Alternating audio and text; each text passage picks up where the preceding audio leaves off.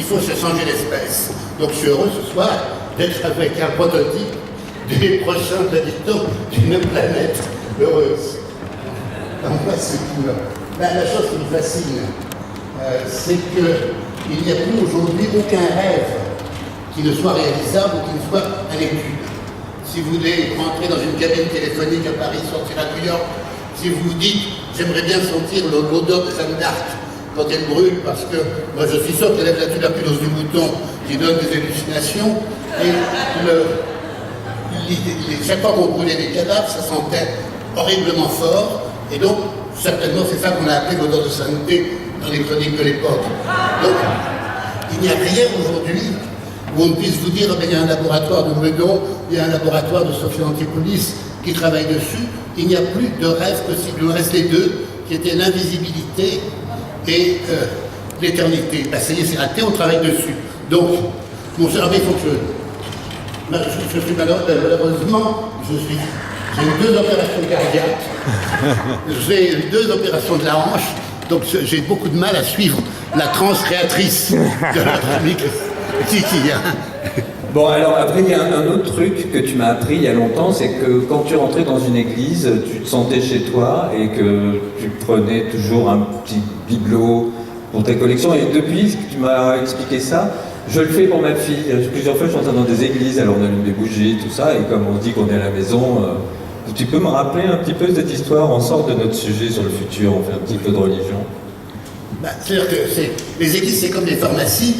Je ne peux pas y entrer sans voler quelque chose. Ça me semble impossible dans une pharmacie à prendre une brosse à dents ou à prendre une boîte de pilules. Et dans une église, il y a toujours quelque chose de formidable à prendre.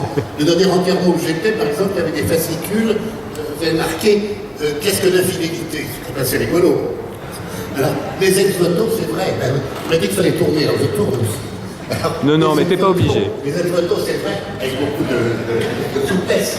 Les ex-voto, c'est vrai que c'est formidable, puisque c'est des scènes qui représentent une chose horrible. Un curé qui s'est fait naître. Et chaque fois, on remercie. Ça aurait pu être plus grave. C'est la plus belle morale. De dire que ça aurait pu être pire. Et ça, je trouve ça très bien. Il n'y en a plus beaucoup aujourd'hui, je regarde. Il n'y en a plus beaucoup aujourd'hui. Les derniers qui sont très très beaux, c'est les Mexicains. Parce qu'ils sont d'aujourd'hui. Vous voyez les prostituées avec des mères qui disent merci, ça je ne sais quoi, parce que ma fille gagne enfin bien sa vie.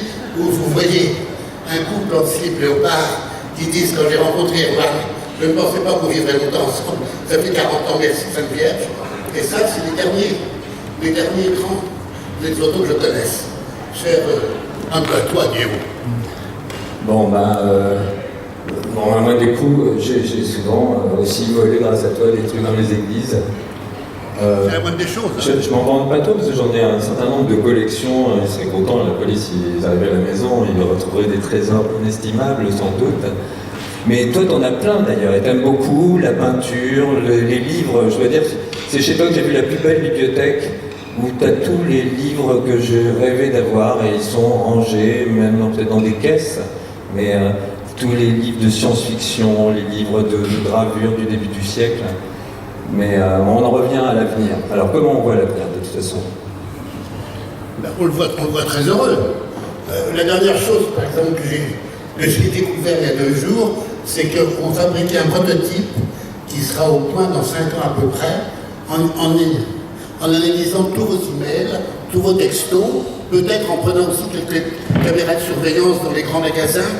Et on vous fabriquera un robot qui vous tiendra compagnie quand vous serez vieux, quand votre épouse sera morte ou vous aura quitté, quand vos enfants ne s'occuperont plus de vous, vous aurez ce robot qui saura dialoguer avec vous. Il connaîtra tout de vous, si vous avez envie d'être contredit ou au contraire, si vous voulez qu'à chaque instant on vous approuve, et vous aurez ce robot près de vous qui vous fera une conversation permanente. Et ça, c'est un truc absolument dément. Donc je tourne, c'est pas une fois. Il faut tourner. Oui. Je tourne.